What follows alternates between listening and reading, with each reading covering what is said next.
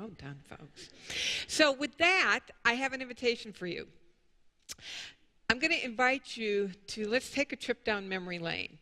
And I want you to think back over your life and notice and acknowledge those achievements, your successes, the things that you feel really proud of, the obstacles overcome, the dreams achieved in the face of impossible odds. Just let whatever wants to bubble up right now in terms of really acknowledging your successes come to mind right now. And hear the words, well done, good and faithful servant. Now, from this state of awareness, let's take stock of the things that you're grateful for, the blessings in your life, where there wasn't a single thing you had to do to earn them, that you are blessed just because you're here. And let's just kind of squirm around in that deliciousness of achievement and gratitude. It feels good, huh? All right, now we're going to switch gears, because I'm going to invite you to now scan the landscape of your life and notice those places where you might feel some dissatisfaction, some discontent, maybe even some frustration and I don't want this, or a longing for something more. And notice that there's a part of you that is resisting going here because it doesn't feel, quote, very spiritual. What I want to help you understand is that discontent, that pull for more, that's the voice of Spirit inviting you into a greater experience of not only of life, but of discovering who you are really created to be. See, we are unlimited in our capability to create anything that we can think up. And the only way Spirit has of helping us discover that and develop it is by causing us to have some discontent around where we currently are and to invite us to then reach for more. As you do this, you not only discover how powerful you are, but you grow your awareness and understanding of these immutable laws that govern our results, and you deepen a relationship and a reliance on this infinite Spirit where you find yourself several times a day, there's a feeling that just rises up from the bottom of your feet and you hear yourself saying, oh my gosh, I love my life. And that's what we're up to today. Y'all game? Okay, so how many of you all have heard this sort of thing before? How many people have been to church before? Come on, people, this is basic unity. Yeah, and when we really start thinking about it, there are voices that get triggered, and sometimes those voices can sound like, you know, I'm really good where I am. I'm just learning how to be grateful for what I have. Or, gosh, that sounds like an awful lot of work. I don't know if I want to work that hard anymore. Or, I don't want to put what I've already created at risk. And so I'm coasting. I'm just coasting. Or, I've tried this sort of thing before, and I get to a certain point, and I'm just not able to get past it. And so I'm learning how to just be satisfied with what I have. Anybody had any of those voices? Yeah, I know I did too.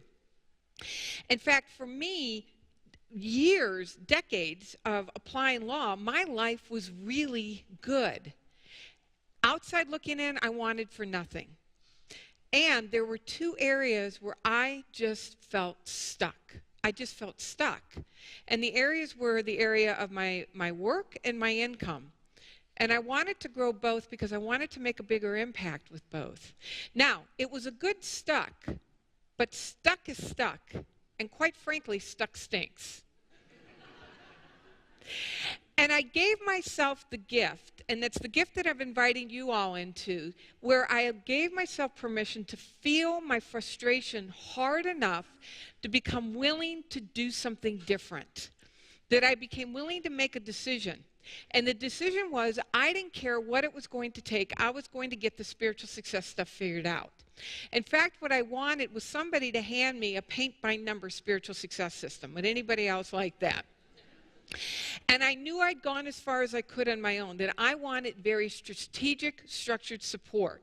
And that's when I began to look around for a mentor, somebody who was teaching it effectively and was proving it in their results. And that's when I discovered the power of a highly calibrated mentor. I began to work personally with Mary Morrissey 7.5 years ago. Had a conversation with her, found out what it was going to take to work with her, took a big breath, remembered my decision, and jumped in. Now, why this is important to you is because this is the process of beginning your next stage of evolution.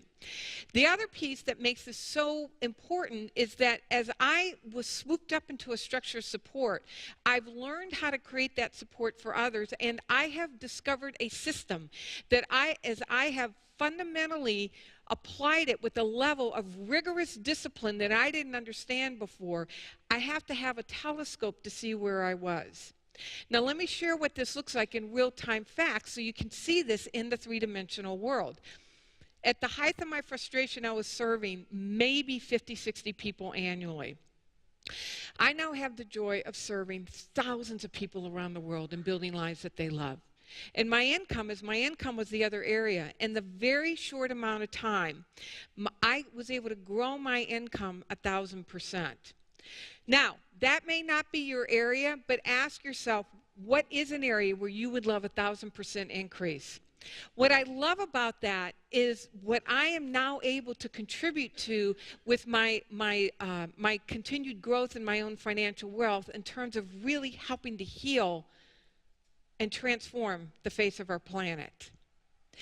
The real gift in this, the real gift for any of us who steps in when Spirit is inviting us to reach for more, the results are great, but the results are just simply evidence of your own transformation and growth. The real gift is not the getting, but it's the growing. It's who you become in the process of reaching out for more. That's the real purpose of your dream. And I am on fire for this with everybody. Yes, thank you. Oh, I knew I'd get an amen corner in Texas. I live in California now, but I preached in Tennessee for 15 years. I mean, you know, we always had an amen quarter. So I'm going to do a quick overview, and then we're going to go deeper into this afternoon. So the foundation on which this is built is basic unity principle. That we've all heard this before, that what we predominantly mentally rehearse in this remarkable faculty of our imagination and charge with our feelings literally has an energy to it. This energy is now communicating and transmitting into this invisible field of energy where there are waves of undifferentiated energy hanging out in what's called superposition. And in some fantastical way, quantum physics is now proving what spiritual masters have been teaching throughout the ages. This energy then organizes according to the pattern of your predominant thoughts and images and creates the results of your life. Charles Fillmore, thoughts held in mind produce after their kind. Imagine if we really got this, how reverently we would treat this. Folks, this is the most potent energy in the entire universe, our capacity to create at will.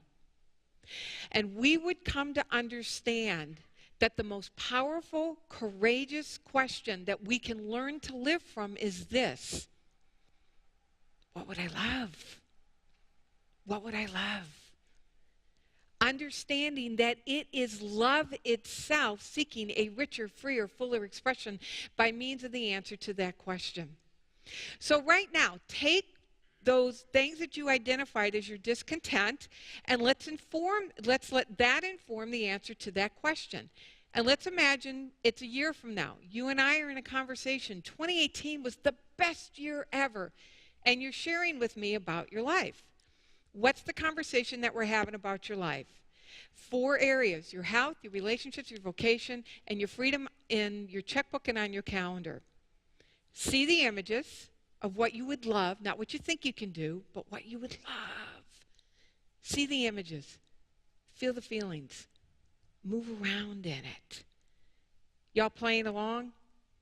If you're really playing along, then you'll notice a couple of phenomena that get triggered the minute you start thinking more expansively, which is what makes this such a powerful, transformative process. Number 1, you are going out to the world of effect, the land of effects, the land of your facts, to determine what you think you can even want. You're going to your checkbook, you're going to your calendar, you're going to your history, you're going to the opinions of others who aren't living their dreams, wondering what they're going to say about this. You can see it, can't you?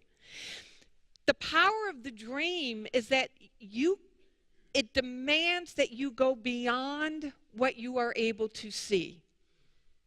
The second phenomenon that gets triggered, we all have a habit around how much abundance, how much freedom, how much joy, how much life we will allow ourselves to experience. Now, I would say for most of the folks in here, most of you, it's a really good set point. And it's still a ceiling. That the minute you start thinking about going beyond what you've created up to this point, what you've experienced, there is this alarm that gets triggered inside of you. And there will be that in you that will fight like crazy to draw you right back down to where you currently are. How many of you all get to a point and slide back, get to a point and slide back? That you may make incremental changes, but you're not quite getting the quantum leap that you really desire. Anybody? Yeah. Well, there's good news. The good news is that there's a system to transform this, and this is the process of transformation. So the first step is that you begin to work with that question rigorously. What would I love? And you really begin to see the images in this faculty of your imagination, and you allow those to be the strongest images in your mind before the facts give you permission. As you're doing that, you then begin to build a relationship with the person living your dream. Who you are today is a perfect match for your current results. But you're not a match for your dream. Remember, the whole purpose of your dream is to grow you into an even more magnificent version of yourself. So you begin to literally learn what it is to put on the skin of the man or the woman that created that result. The way you do this, there's a couple very specific methods by which you do this. Number one, you live from the question, if it all worked out, how would I feel? You would feel so grateful, alive, joyous, vibrant. We have this remarkable capacity to generate a state that is not dependent on conditions. The second way to begin to build a relationship with the person living your dream is that you start asking in your day-to-day activities, as I achieve those results, how would I be having this conversation right now? How does the person who achieved those results go to the grocery store? How do they walk into the room? Because there's a nuanced difference in how you identify yourself and how you're literally moving in the world. This is why it is such a rigorous practice to continually put that person on as you're living your facts today. Now, why this is so important is because you don't want to just visualize and feel. You want to be moving your feet.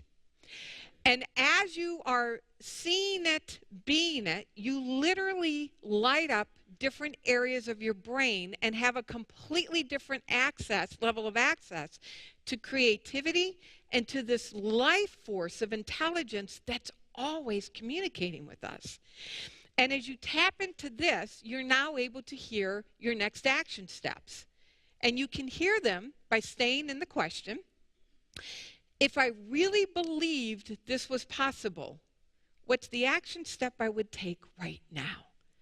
And folks, that's where the rubber of faith meets the road.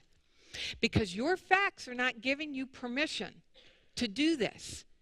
But as you're working this process, rinse and repeat, and taking massive imperfect action, watch how you internally transform, and your results must then transform accordingly.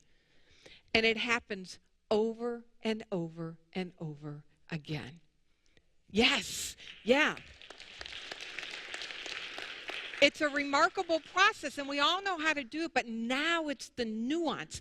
It's working with the nuance, particularly those of us that have been around for a long time, to really deepen our understanding and awareness. Your current level of awareness will not take you to your new dream. It's the process of deepening our level of awareness and understanding and application. All right, so here are your marching orders. Come to the workshop this afternoon.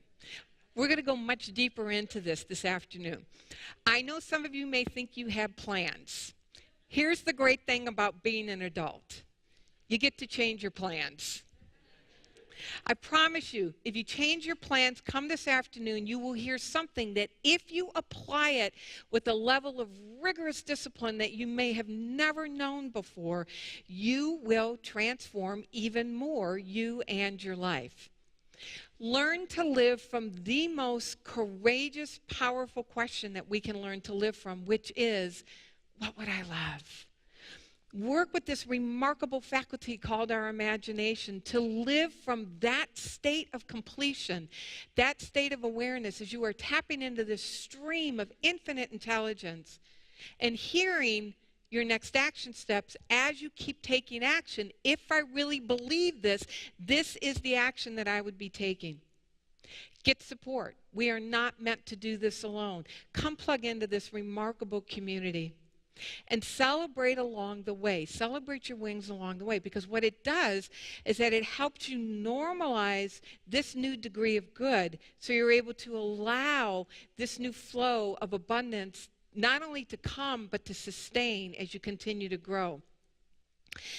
You know, we sang the song for the sake of the children, for the sake of our brothers, for the sake of our planet.